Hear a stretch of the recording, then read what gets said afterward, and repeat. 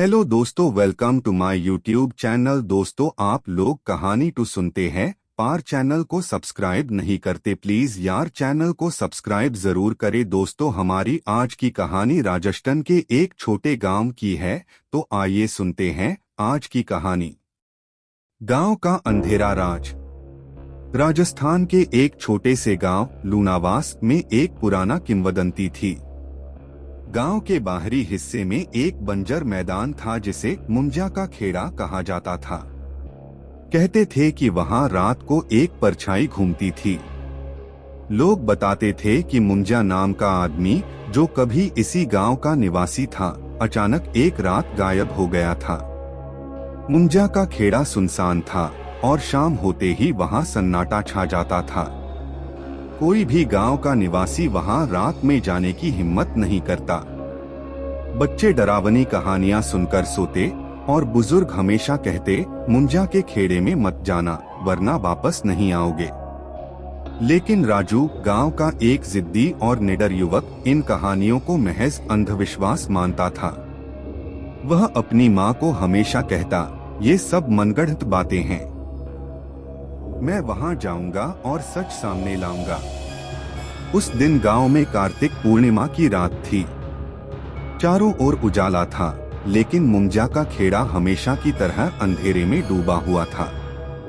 राजू ने अपने दोस्तों के साथ ठान लिया कि वह वहां जाकर देखेगा कि आखिर सच क्या है।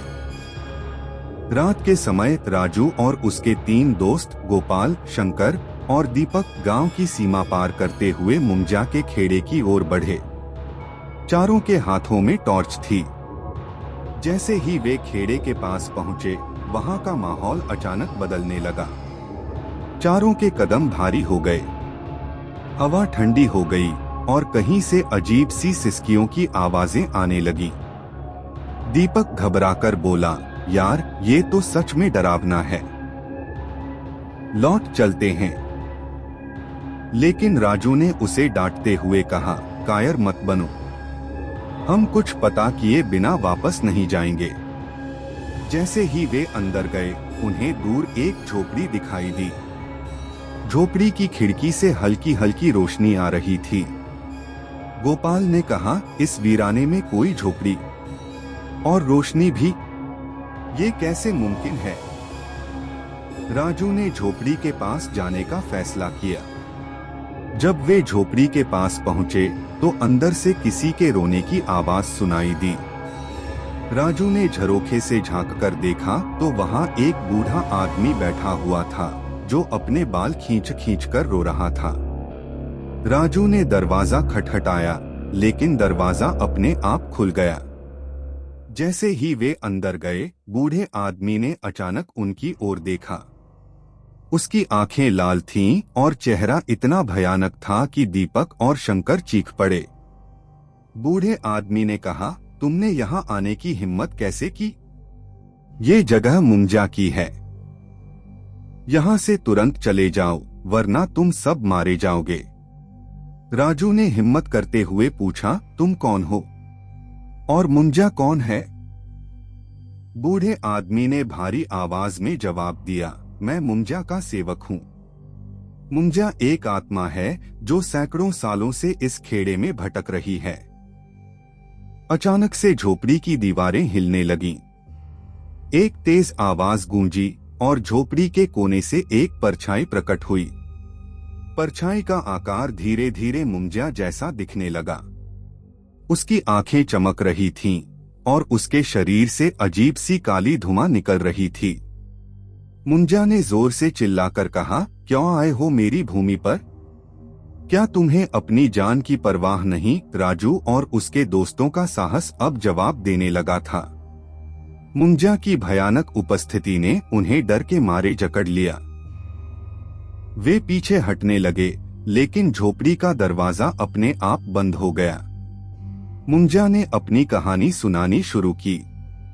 उसने कहा, मैं इसी गांव का निवासी था। लोग मुझसे जलते थे क्योंकि मैं बहुत अमीर था।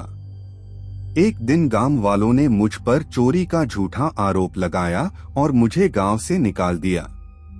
मैं यहीं इस खेड़े में भूखा प्यासा मर गया। तभी से मैं यहाँ की आत्मा बनकर रह गया हूँ।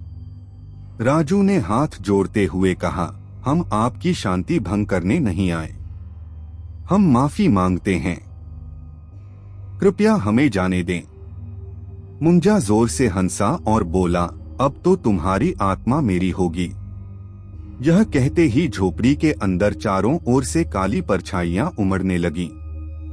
गोपाल और दीपक ने जोर से चिल्लाकर दरवाजा खोलने की कोशिश की, लेकिन वह नहीं खुला। जब सब कुछ खत्म होने को था, तभी शंकर ने अपने गले में लटका हुआ रुद्राक्ष मुंजा की ओर फेंका।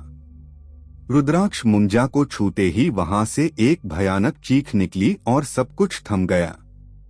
झोपड़ी गायब हो गई और चारों खुद को खेड़े के बाहर खड़े हुए पाए। लेकिन मुंजा की भयानक हंसी अभी भी उनके कानों में गूंज रही थी। राजू और उसके दोस्तों ने उस दिन ठान लिया कि वे मुंजा के खेड़े के बारे में गांव वालों को सच बताएंगे। गांव के पंडित ने बाद में बताया कि मुंजा को शांति चाहिए थी। गांव वालों ने उसकी आत्मा की शांति के लिए यज्ञ करवाया।